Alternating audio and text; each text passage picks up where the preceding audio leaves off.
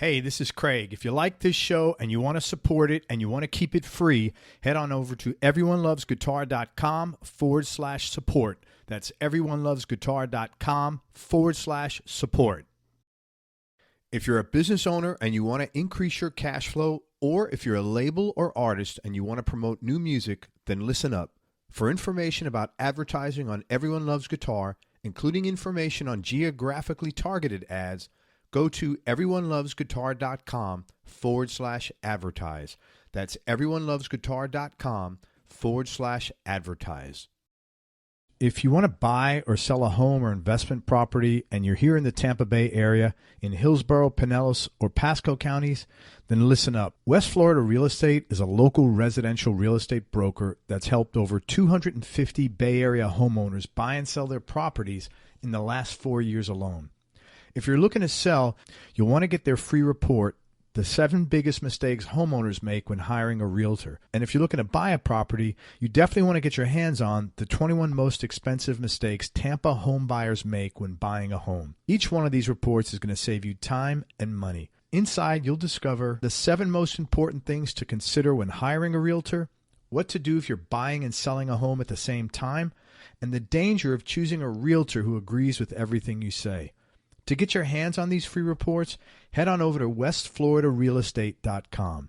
That's westfloridarealestate.com. Hey, everybody, this is Craig Garber. Welcome to Everyone Loves Guitar. And we've got a repeat guest, a friend of the show, a friend of mine. He's an excellent, well-known guitar player in New York City. We're with Luca Benedetti, and he's got a new album out that I want to turn you guys on to. He's a great guy. He's one of the most well-respected players in New York City. I know everybody says he's a jazz player, but he's a lot more than a jazz player. He's just a great all-around player. He's involved in a lot of projects. Everybody in New York knows him, and everybody loves his playing. So, Luca, thanks a bunch for coming on the show, and we're going to talk about your new record, We'll Get There, today. Thanks for having me. You're welcome, man. This is not your first solo record at all, is it? No, it's just my second, though. So. But don't you have other projects as a band leader too, my right? Third, I guess technically. I have a trio record out also that that was pretty homemade, but it was an organ trio record I made. That was the first thing I released back in, I don't remember actually, maybe 2005. I think it's pretty it's back there. That was the jazziest of the records that I made. Right, the trio. Just because it was the format being an organ trio and whatnot. Sure, man. But yeah, then I put out a record in 2010 called, the project name was Luca Benedetti's Thermionics, and that was with Eric Deutsch, great keyboard player, plays on a couple Charlie Hunter records. He's in Deep Banana Blackout now, I guess is the band name. They're a huge band on the jam band scene. Anyways, Eric Deutsch and Dave Burnett on drums, Jeff Hanley, a great bass player. It was a quartet. So, and this most recent one is just trio, and it's just under my name, and it's just guitar, bass, and drums with Tony Scher and Tony Mason. Tony Scher, you're next. Come on, buddy. Tony, get on here. That's right, Tony. How is this record different maybe from the other two? I think it features my playing a little bit more. It's been 9 years, and I think the last one was important to me because it was sort of a breakaway from. Or it was more just like, what am I trying to sound like? What am I trying to get at? And it was really, and I call that last one a rock jazz record instead of a jazz rock, because it was more like just trying to get back to my original roots, what I loved about the guitar, which is, the sound of the guitar, the tones, and, so it's recorded to tape, like, oh, wow. Pretty analog sound to it.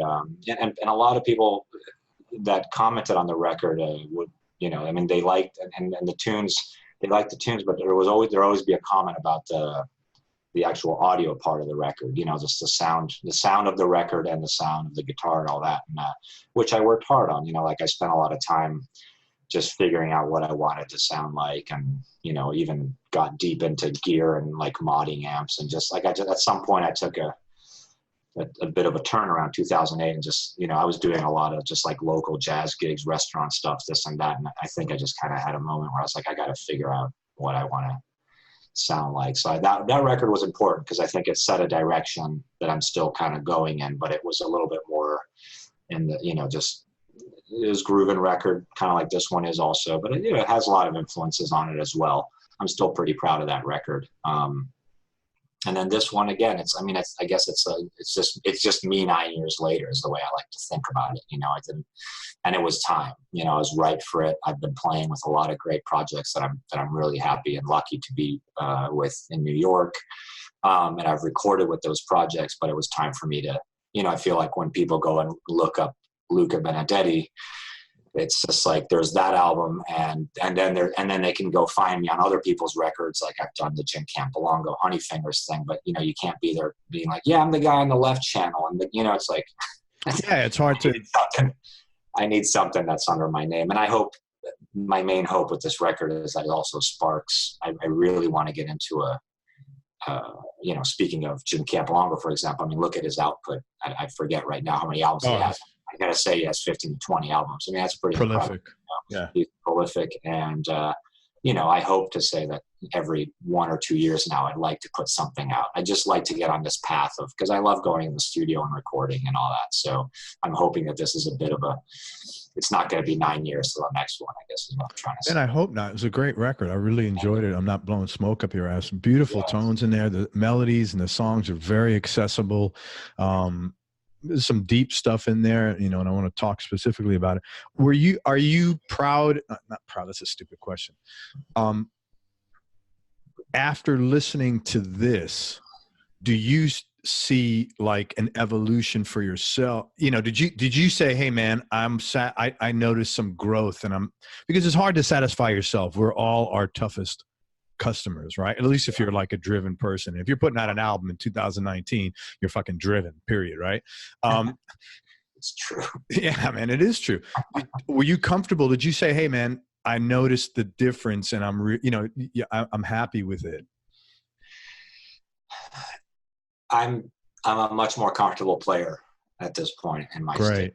I just have so much more playing under my belt, and we'll get back to the title of the record as well, which can mean different things. But one of it is that I'm 47. Like it's not. I wasn't the 16-year-old prodigy. I didn't start to play until I was 16. So what I mean. It's like it's taken me a while to, in general, I'm so, not to be cheesy, but I am blessed to be where I am. Yeah. I'm hashtag blessed, Oh my God. It's like, I hate to say that, but I'm hashtag blessed. Yes, that's right. Let me close this window because it's New York City. It's only New York where we get these noises. It's so funny, man. Only New York. I'm in a pretty calm neighborhood, but with the construction, you can't avoid it. Yeah, no, not. But yeah, no, I'm happy with the record. I mean, to get specific, I would say like I didn't touch. For example, just to give you an example, like I didn't touch the solos because I know I could have gone down a rabbit hole of like redoing that stuff and being like, no, this could be more blazing or this could be more of that.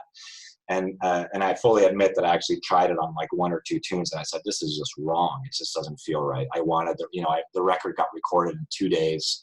And it's all about like me interacting with the guys. What I did do is add guitars after. And so there's quite a bit of extra guitar on there. That's just background. I just add a little rhythm guitar things. And I got to produce my own record basically. I love doing that stuff. And I did that at home.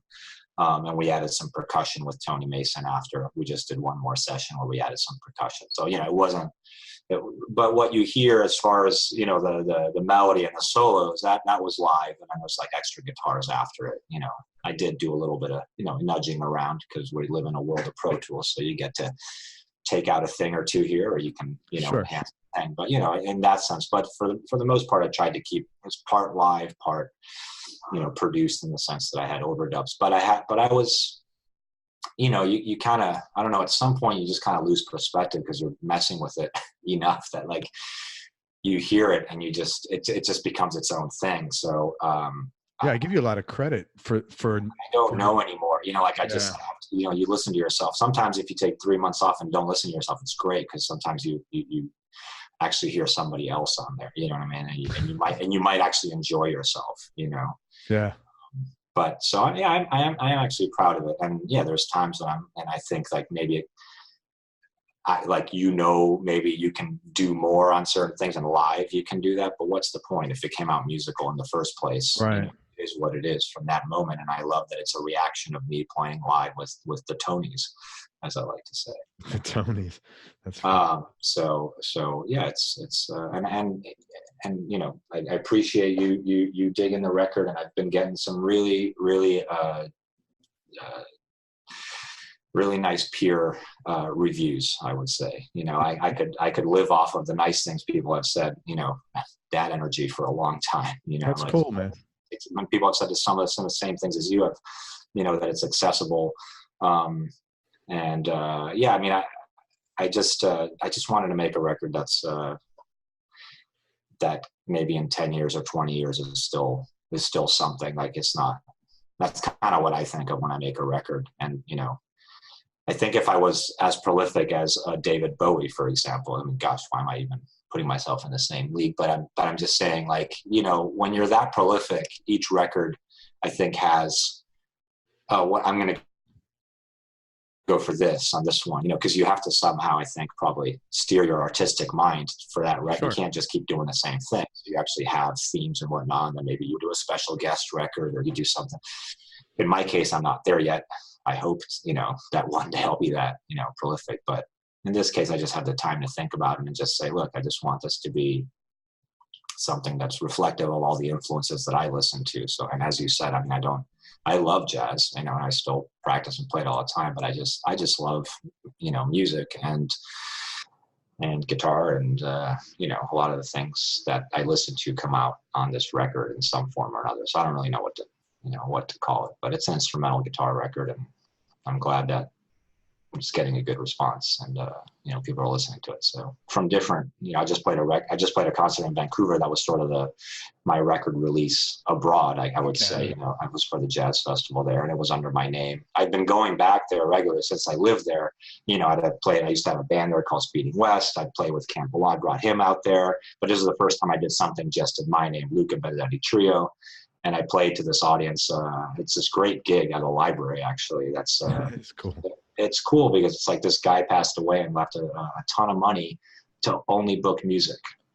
Isn't that great? That is so freaking cool, man. But they have a program that, you know, every month they present somebody. You know, this one happens to land during the jazz festival, and my friend Fiona Black, who, you know, books great shows out there, like, hooked me up with this. And I played this exact gig with Campbell 2 years ago, and we had a great time there. And it's just 350 people. This time was like the most people they ever had, apparently.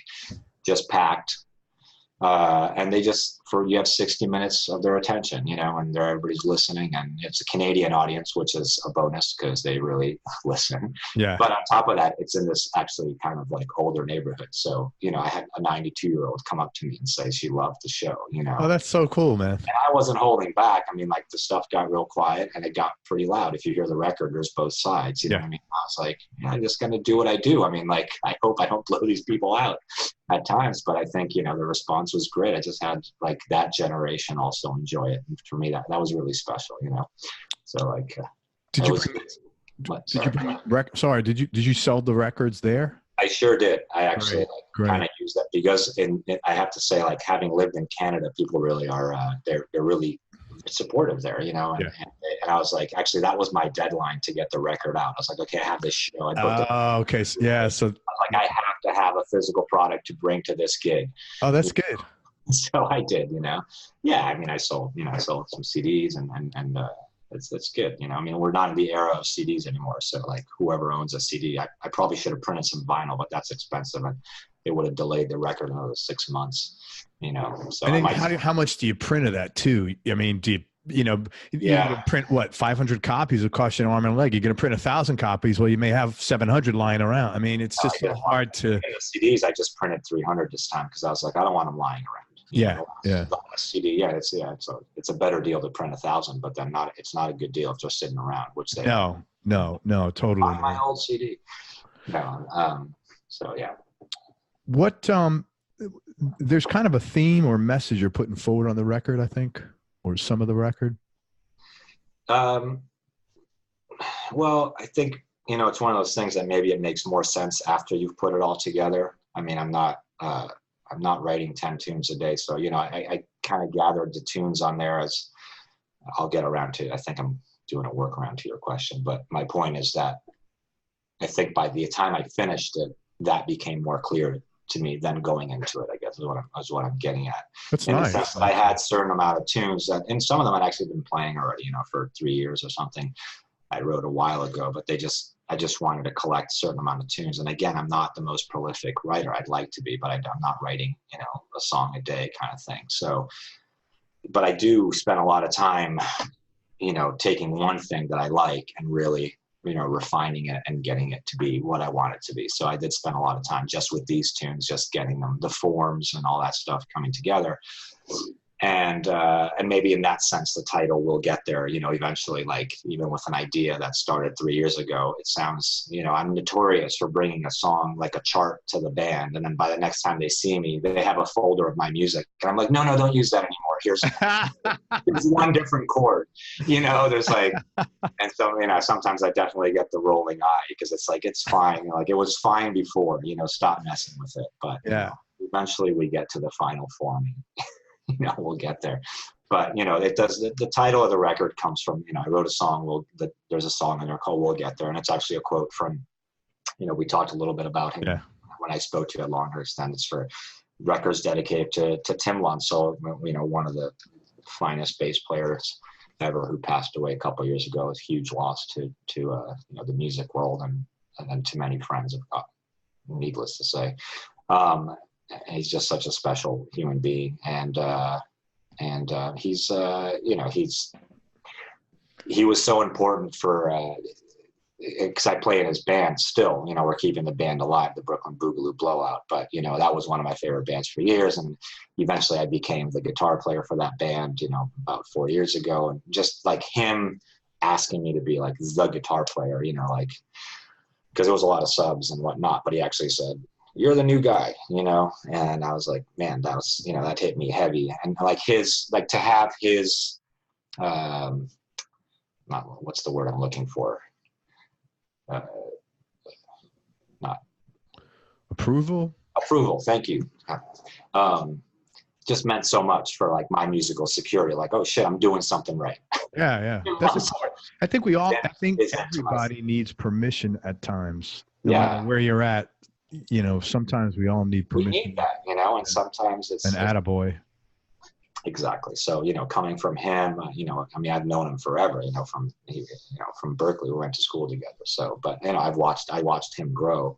So, and it took me a while to, you know, to catch up to that. But, so, you know, it sort of ties in, and We'll Get There is something he said, you know, out of context in some conversation.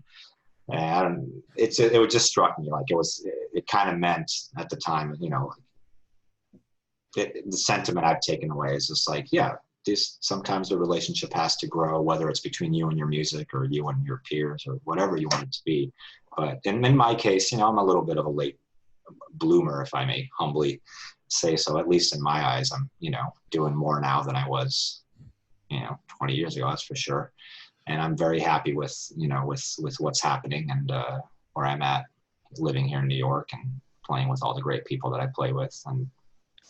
And so, you know, and there's still more to come, I hope. So we'll get there. Kind of means that to me. It can mean a lot of things, but to me it's. Oh, I like it. It was, and the song it's my favorite song on the record, actually. It's a beautiful, beautiful song, man. Really, really cool. Where'd you record this? And by the way, anybody listen, I'd encourage you to go back and listen to Luca's original interview. It was great. Really good, and you get a lot of insight. He grew up he spent time all over the world, and so just check that out. His last name is Benedetti, B-E. Just enter Luca in the search engine. It's the only one I've interviewed, so you'll be good. Sorry, man. Where was this recorded? At a studio called Figure Eight, which is in Prospect Heights, Brooklyn, and it's owned by Shahzad Ismail. I think he's the bass player in Mark Ribot's Ceramic Dog. Okay. And it's his studio, and it was recorded by a great musician and engineer that I wasn't familiar with before, but Michael Coleman. And just 2 days there. I can walk there from here. That was part of the appeal for going. Oh my God, that is really convenient. Although, of course, I still had to drive there because I had to bring my gear. But there was just something about it. I was like, wow, it's so close. But no, I've been hearing really good feedback about it from several musicians, and they go out of their way they really have a policy about keeping their costs pretty low. And I have my favorite studios here in New York, but for $600 a day, that's what I paid at that place. Wow, that is really good to get good quality studios recording. Yeah, that's awesome, man. I have to say that was like, that's with the engineer. So that was, great. Holy shit, that's really good. So, it's a great studio. I had a good time there. And then it got mixed at my favorite studio that I know, The Bunker, by Aaron Navisi, an old friend and a great engineer. And also they also have a new mastering room there, and it got mastered next door to the mixing room by Alex DeTurk, who did a great job.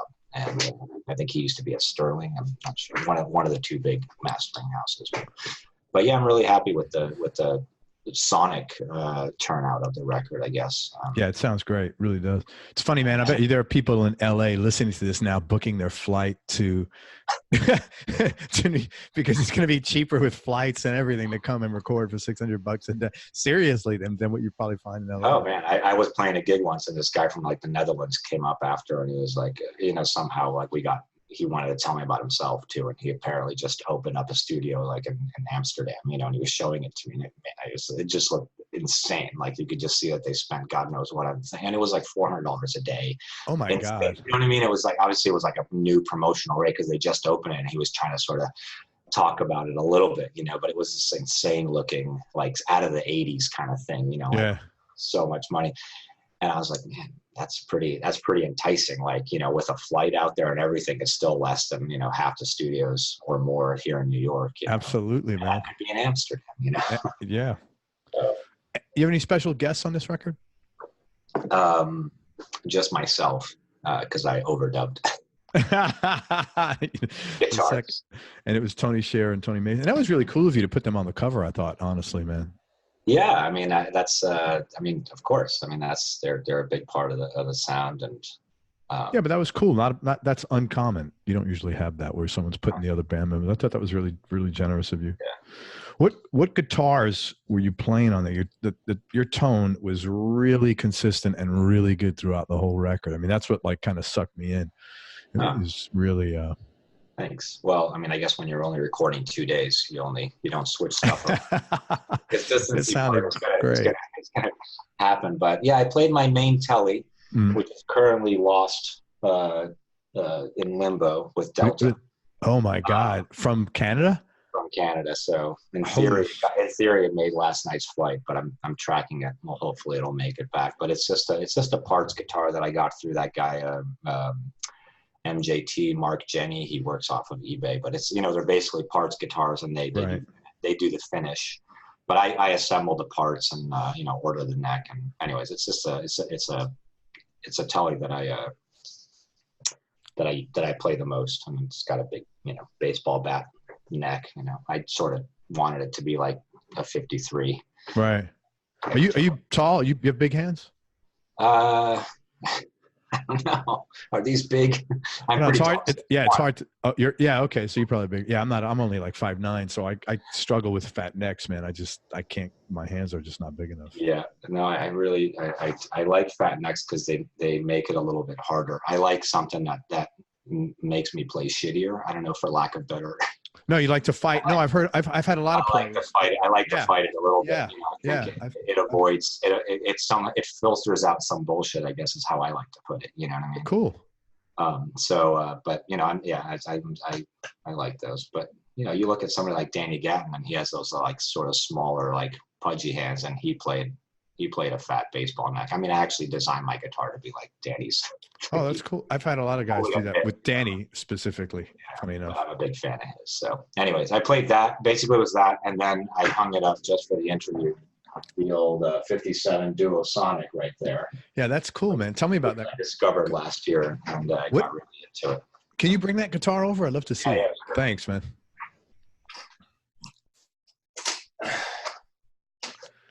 So that's a Duo Sonic. So describe that guitar.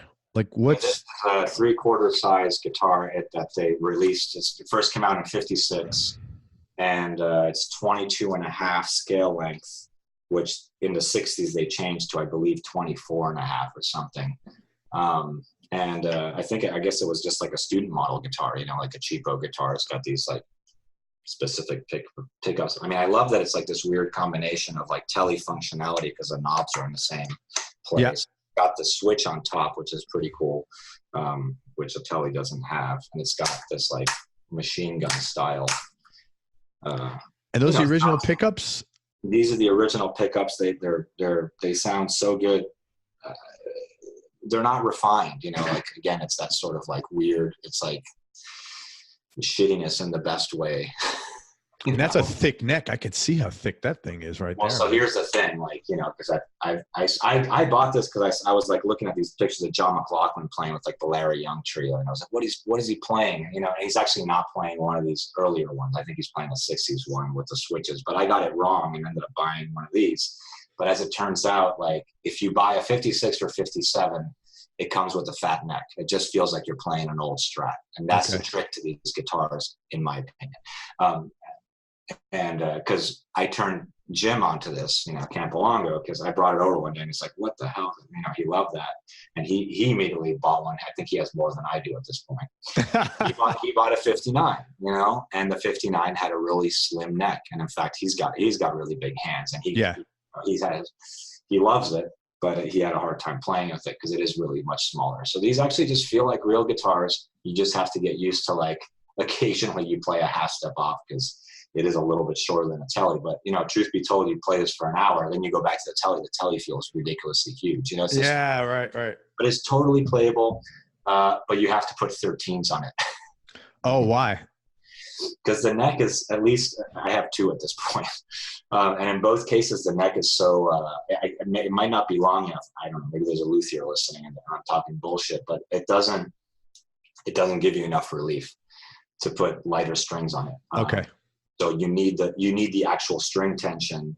13s, holy shit. Yeah, but it doesn't feel like 13s on a Tele. You know what I mean? Like, it feels like 11s. Okay. Which is still a big string. It's just because of the scale length. But, you know, so that's the thing, because otherwise the neck is dead straight and you can barely play it. Sure. Although that's maybe with my guitars. I'm pretty sure Jim does not put 13s on his. Where'd you pick that up? GuitarCenter.com. Oh, really? Okay. You order stuff online. That's interesting. Well, I mean, you know, Guitar Center. Am I going to push Guitar Center? I will. The one thing about Guitar Center is that you have 3 days. You know, so if it sucks, you know, if you don't like it, you can actually go to a Guitar Center and just give it to them, and they'll ship it back. Oh, okay. The guitar, you save yourself to $50 of going somewhere, and there's one down the street from me. Yeah. Oh, there's one in Brooklyn there. I didn't know that. So, you know, I mean, if you don't like something, you can have it shipped to the Guitar Center, open it up, play it, and be like, yep, this is crap. Here you go. Give me my money back, you know. Okay. That's the only thing I can say because of that corporate advantage. But sure. I don't mean to be please go shop at your mom and pop stores, everybody. Well, I was just curious. I found it there, and it was actually like, it was $1,800, which is not bad. No, it's pretty good for anything from that era. Well, that's the other thing, that it's the only affordable, you know, Leo Fender guitar there is. Right. And I'm going to regret this because they're all good. No, they've already gone up literally, I think, actually, since Jim started buying them, because he's been posting about them. No, I'm serious. No, I believe it, because he's got that kind of influence, actually. So I have no problem. I get it, man. Totally. But they range from $2,000 to $3,000, and you can get them. You know, I mean, that's 1 0 less than anything else. Yeah. Leo Fender era. So get your Duosonic, kids. Get your Duosonic. And you played through that old Fender that's sitting on your couch there? Oh, what a coincidence. It's right here in the Yes, imagine. Yeah, that's either, I forget, 62 or 63 Brown Deluxe, which is my main amp. It has been my main amp for the last 5 years. That's also what I used on that.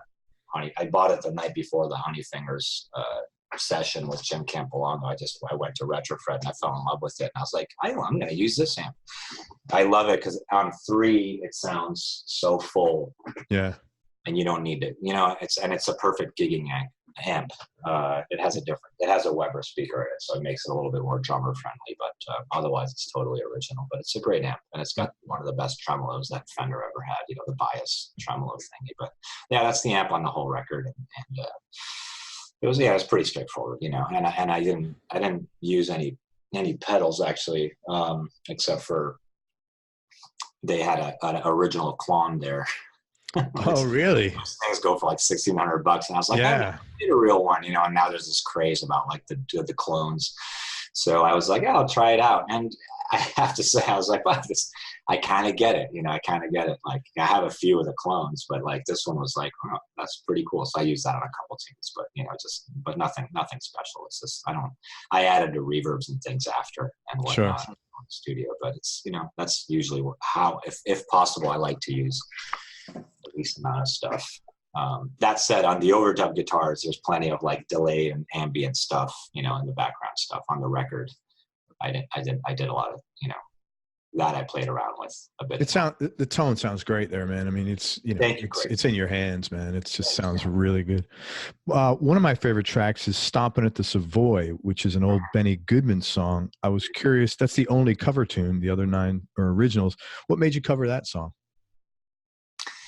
I have a sort of belief that a friend implanted in me since one of my first bands, which is that like every album should have, if you're going to do original music, every album should have at least, or not at least, but it's one cover song, something that people can relate to and see how you mess with it.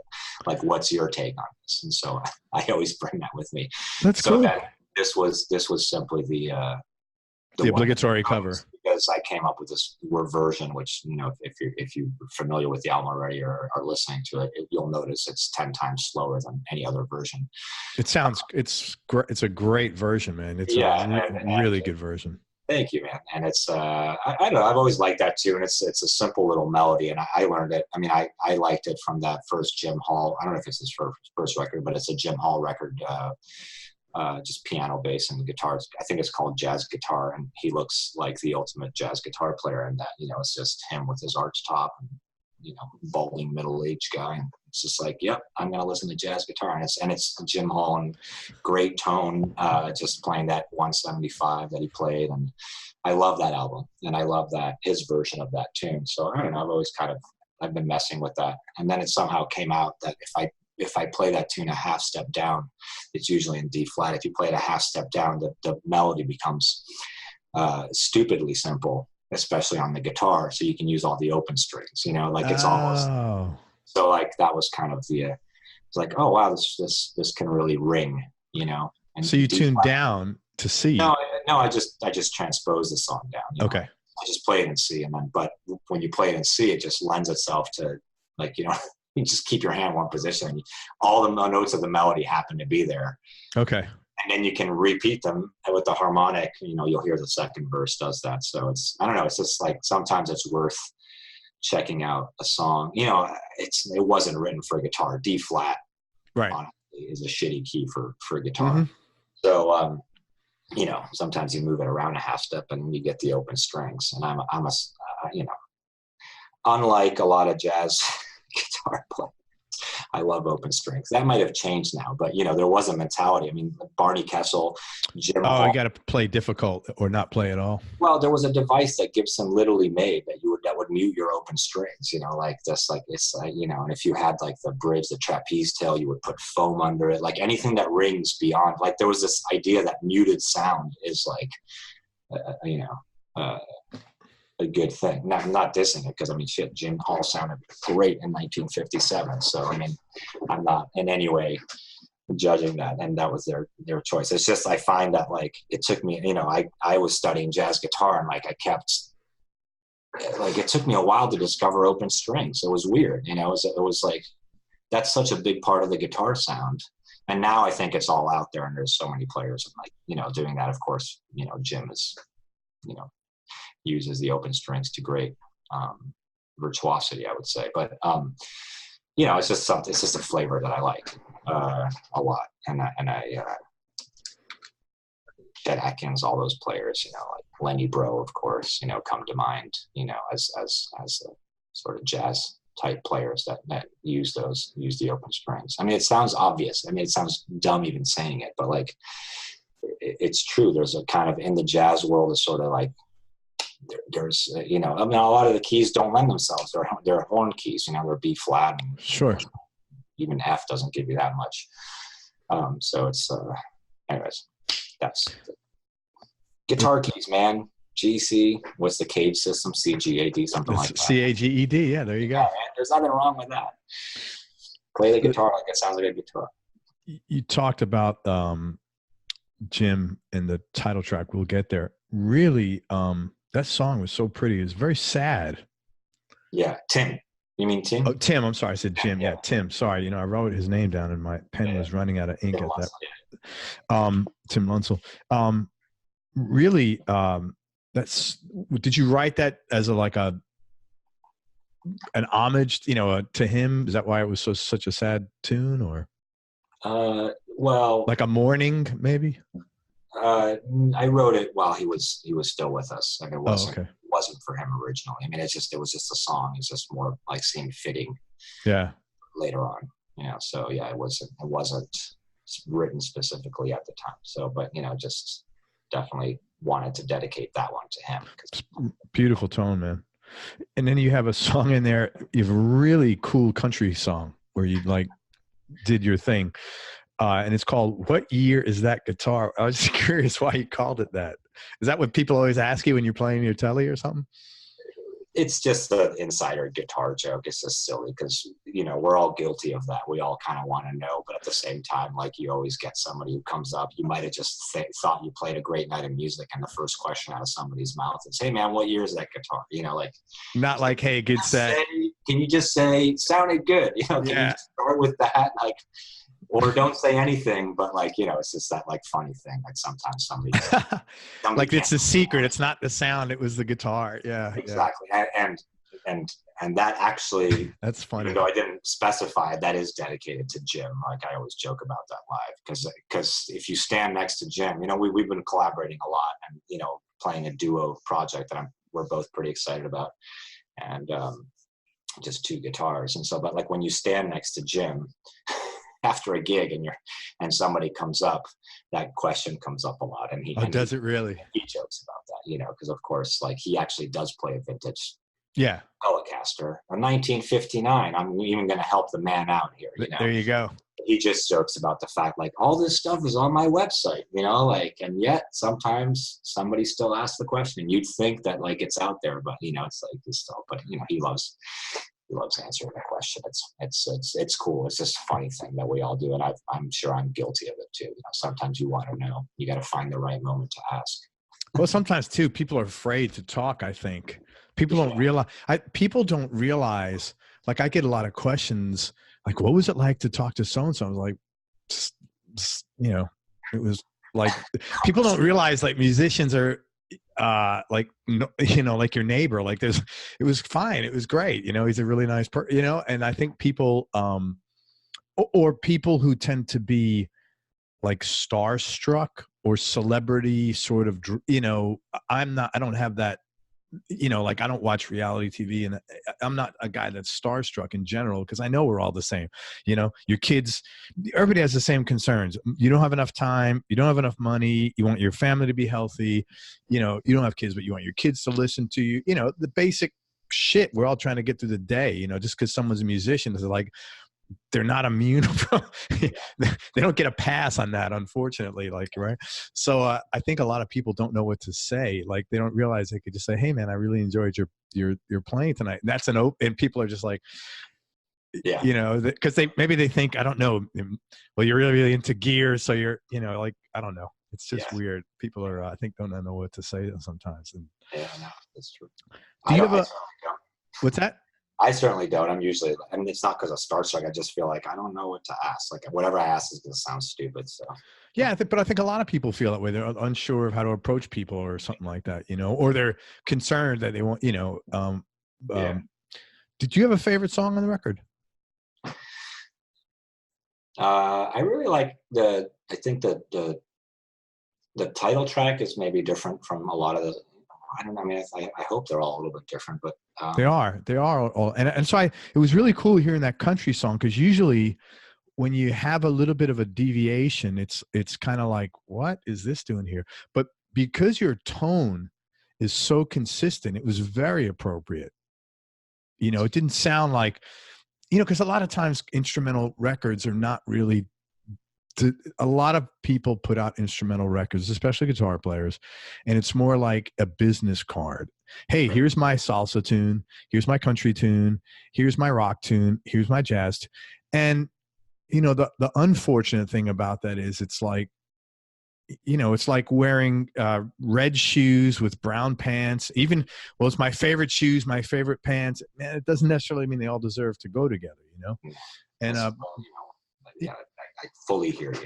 Yeah, and this record was not a business card record, and you know, I think it's just, and I've heard those, and you know, and I always knew I didn't, or I might not even be able to make one. You know, it's like, it's just not. But this is a great record. Like, no one's gonna, let's say this is your business card record, no one's gonna listen to it and say, hey man, where's the salsa song? I mean, your fucking playing is great on here. You know, they're gonna like you or not because you're missing, well, can he do heavy metal? I mean, that's not gonna pop up in someone's mind, man. Right. Playing sounds great, and they're gonna like it or not, you know. I'm glad to hear that. I succeeded in not doing the classic, even though it is a business card record, in the sense simply that, like as I said earlier, like, you know, I want somebody to look me up nowadays. It's so easy. It's the first thing we do, right? Like, we go on, like, let me see what this person's up to. I want this to be represented. It's so weird, isn't it? What I'm doing now, you know. So, but you know, I'm happy with. Gosh, now I've got to remember my own tunes. But that first track came out cool because it's really, there's nothing to it. It's the same bass line over and over. The Gowanus? Spacey Gowanus. It's got a very spacey openness to it, which, you know, I was trying to channel some 70s miles in some way, along with the sort of like slightly Afrobeat, you know, like a kind of vibe going on there. But yeah, I like it when it was pretty open, and I like how that came out. I fully admit I actually, on that tune, in terms of editing, I actually took out stuff. Like, it's even spacier than I played it in the final product, because that's what I was hearing more, you know. And I filled it in with there's some background stuff that I added to fill in those spaces. That, and I'm happy with how that came out. It's got. I want to be. I want to be more.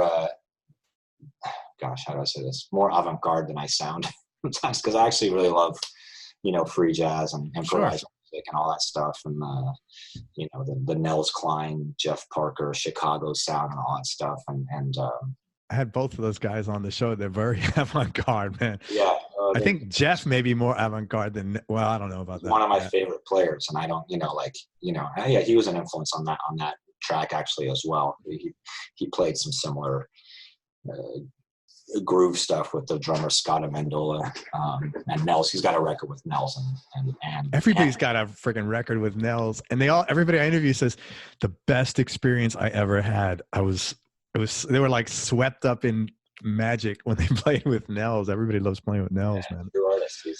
He's great. Yeah, really good guy. Personally, hopefully, you know, at some point. I met him a little bit, but yeah. Anyway, so I like how that one came out. I like the gosh, I like my music. No, that's good, man. What does it sound like? That's good. Hey, man, it sounds great. I would like it. I wish that I sounded like this. I love myself. Thanks, man. I like the second track because it's. And I'm just going to quote the drummer, Tony Mason, because he was saying, I love that track. Nobody's trying too hard. And to me, that sort of emphasizes, that to me is sort of encapsulates. Is that a word? Sorry. Yeah. Encapsulates, I think. Encapsulates kind of the feeling for me of like what you were saying. It's like, it's not that kind of business record. It's just like, we're just trying to make some music and you know, I wasn't trying to force anything, you know. I mean, it's just, man, I'm going to sound that way. And if I don't like it, then deal with it. It's not like I can't make myself sound too different than what nor should you, man. You know, that music's we think we're, you know, maybe sometimes we think we can do more, but really it's just like, well, as long, you know, and then as long as there's no like particularly wrong clams coming up because maybe you screwed up the form or something like that, then I think that's just kind of what you sound like, and you got to deal with it. Yeah. Great record, man. So. Really good.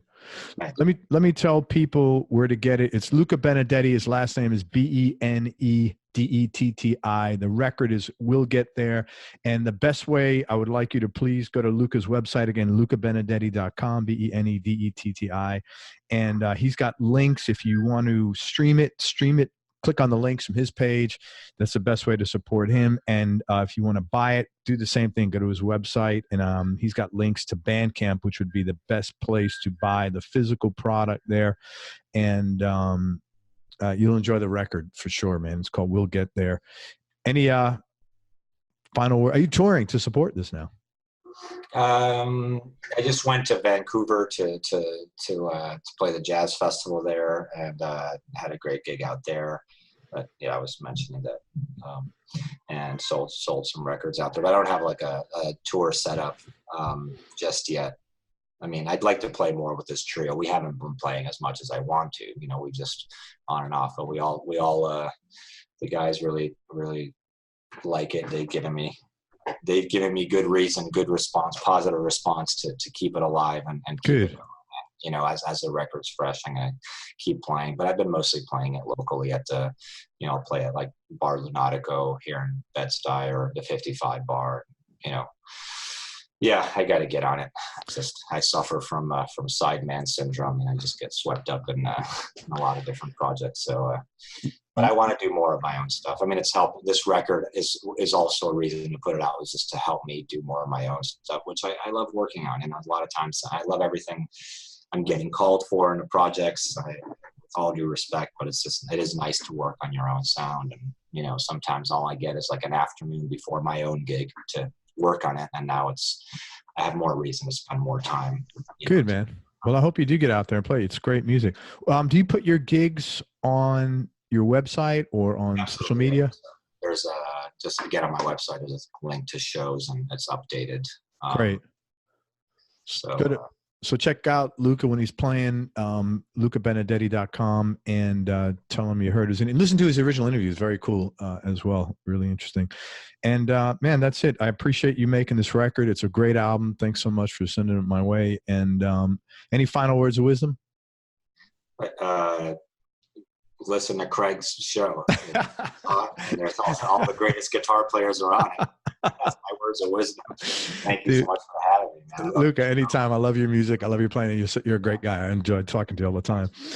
Everybody, thanks so much for listening. If you enjoyed this interview, please share it on your social media channels, subscribe to the show, and subscribe to the YouTube channel. You can do all that from everyonelovesguitar.com.